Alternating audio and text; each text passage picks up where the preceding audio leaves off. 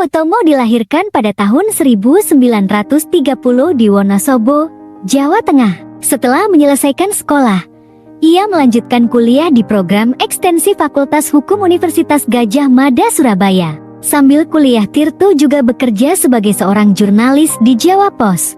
Meskipun begitu, dia berhasil menyelesaikan studinya dalam waktu kurang dari 4 tahun. Pada tahun 1954, setelah lulus, Tirto melanjutkan pendidikan di Fakultas Hukum Universitas Indonesia, Jakarta. Tirto adalah seorang pekerja keras, dan sifat tersebut tercermin ketika ia dengan semangat menggunakan sepeda ontel untuk mewawancarai berbagai narasumber di kota Surabaya. Karier jurnalistik Tirto terus berkembang setelah lulus kuliah. Ia pindah ke Simpo, sebuah media massa nasional yang memiliki pengaruh besar pada masa itu. Di sana karier Tirto sangat sukses, dan ia berhasil menjadi pemimpin redaksi selama 5 tahun, dari tahun 1955 hingga ke 1959. Tirto memiliki pandangan yang berbeda mengenai tujuan hidupnya di masa depan. Setelah lulus dari Fakultas Hukum Universitas Indonesia, Tirto ingin bekerja sesuai dengan pendidikannya, yaitu sebagai seorang ahli hukum. Hal ini membuat Tirto memutuskan untuk berpindah profesi. Ia direkomendasikan oleh dosennya dan berhasil bergabung dengan Fermina, sebuah perusahaan minyak negara yang kemudian menjadi Pertamina API. Karirnya di Pertamina berjalan baik. Dalam waktu 5 tahun, Tirto berhasil mencapai posisi Kepala Divisi Hukum dan Penjualan Luar Negeri. Posisi ini membuat Tirto sering berhubungan dengan klien dari luar negeri. Ia mendapatkan banyak pengalaman saat melakukan perjalanan ke luar negeri dalam rangka tugas perusahaan. Setelah kembali ke Indonesia, Tirto melihat kebutuhan akan air minum berkualitas dari tamu perusahaan yang diterima.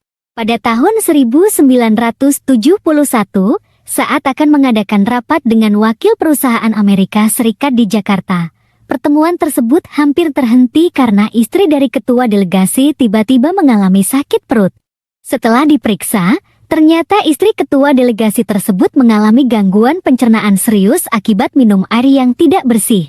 Kejadian tersebut menginspirasi Tirto untuk menciptakan sebuah produk di mana ia dapat menjual air dalam kemasan yang siap diminum dan sehat. Ide ini tidak dibiarkan begitu saja. Tirto yakin bahwa industri air mineral akan berkembang pesat di Indonesia, karena saat itu belum ada produk sejenis. Dari situlah, Tirto mulai belajar bagaimana memproses air dalam kemasan. Bahkan, ia mengirimkan adiknya, Slamet Utomo, untuk magang di Polaris, sebuah perusahaan air minum dalam kemasan yang telah beroperasi selama 16 tahun saat itu di Bangkok.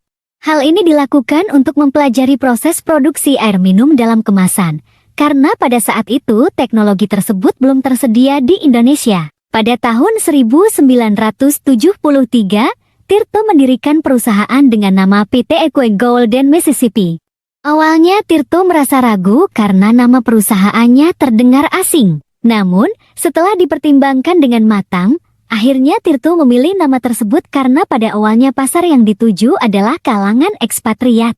Demikian juga dengan produk yang dijual, awalnya tidak bernama Aqua, melainkan Puritas. Logo perusahaan berbentuk daun semanggi. Namun, seorang konsultan logo memberikan masukan bahwa nama Puritas sulit diucapkan dan menyarankan untuk mengubahnya menjadi Aqua. Karena Aqua memiliki arti air dalam bahasa Latin, Tirto setuju dengan saran tersebut. Maka nama dan logo Aqua dipakai saat memulai produksi dan penjualan. Pada tahun 1974, penjualan Aqua tidak berjalan baik. Bahkan kondisi ini berlanjut selama 3 tahun. Dan di tahun ketiga, Tirto hampir setiap bulan harus menggunakan uang pribadinya untuk menutupi biaya operasional perusahaan. Tirto dan timnya telah mencoba berbagai cara, bahkan kepala produksi turun ke jalan untuk menjual Aqua. Pada saat itu, Aqua diberikan secara gratis namun tidak ada yang mau menerimanya. Hingga akhirnya, Tirto memberikan ultimatum bahwa jika kerugian terus terjadi setiap bulan, mereka terpaksa harus menutup perusahaan. Pada masa itu penjualan Aqua sulit karena pasar belum mengerti tentang air minum dalam kemasan. Bahkan ketika Aqua dijual langsung ke konsumen, banyak orang merasa aneh dan bertanya-tanya mengapa harus membeli air. Hal ini wajar karena pada masa itu masyarakat lebih terbiasa memasak air sendiri di rumah.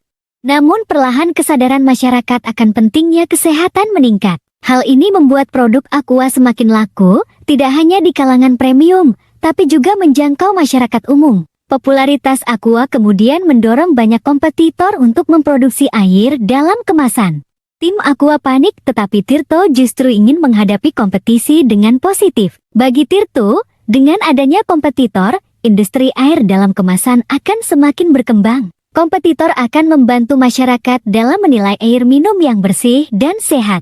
Tirto mengatakan kompetisi bukanlah hal buruk. Ketika ada kompetitor baru, bukan berarti kita harus takut tersaingi. Melihatnya sebagai peluang untuk memajukan industri dan meningkatkan kesadaran masyarakat akan pentingnya air minum yang bersih dan sehat. Selanjutnya, jangan menjual produk dengan harga terlalu rendah. Ini adalah pelajaran berharga dari kisah Tirto Elmo. Bayangkan ketika harga produk Aqua dinaikkan 3 kali lipat, malah membuatnya laris di pasaran. Ketika produk dijual dengan harga terlalu murah, konsumen cenderung meragukan kualitas. Namun, ketika harga produknya lebih tinggi, secara tidak sadar timbul kepercayaan dari konsumen bahwa produk tersebut memiliki kualitas yang tinggi. Menjadi pelopor dalam industri tidaklah mudah, dan dalam kasus Tirto Elmo konsep awalnya bahkan dianggap gila oleh beberapa orang.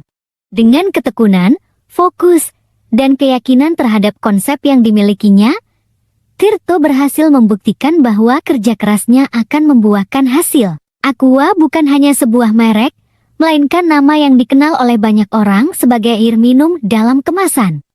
Kisah Tirto Elmo juga memberikan pelajaran berharga lainnya. Ketika menghadapi tantangan, Tirto tidak menyerah, melainkan terus mencari solusi dan mengadaptasi strategi. Ia melihat kompetisi sebagai peluang untuk memajukan industri dan meningkatkan kesadaran masyarakat.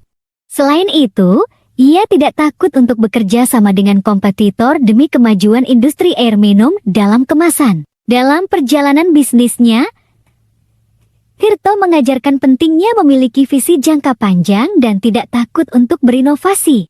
Ia melihat potensi pasar dan mengambil langkah-langkah cerdas untuk mengubah persepsi masyarakat tentang air minum dalam kemasan. Dengan konsistensi dalam menyampaikan pesan bahwa Aqua adalah air minum yang sehat, ia berhasil membangun kepercayaan dan meraih kesuksesan. Kisah inspiratif Tirto Elmo menunjukkan bahwa kesuksesan tidak datang dengan mudah. Ia melewati berbagai rintangan dan tantangan untuk mencapai tujuannya. Keberhasilannya dalam membangun perusahaan Aqua menjadi bukti bahwa ketekunan, keberanian untuk berinovasi, dan keyakinan pada visi yang dimiliki adalah kunci sukses dalam mewujudkan impian. Kisah ini memberikan inspirasi bagi para pengusaha dan pekerja keras di luar sana untuk tidak menyerah dalam menghadapi hambatan dan mengikuti visi mereka dengan gigih. Tirto Elmo adalah contoh nyata bahwa dengan kerja keras, ketekunan, dan keyakinan pada ide yang dimiliki, kita bisa meraih kesuksesan yang luar biasa.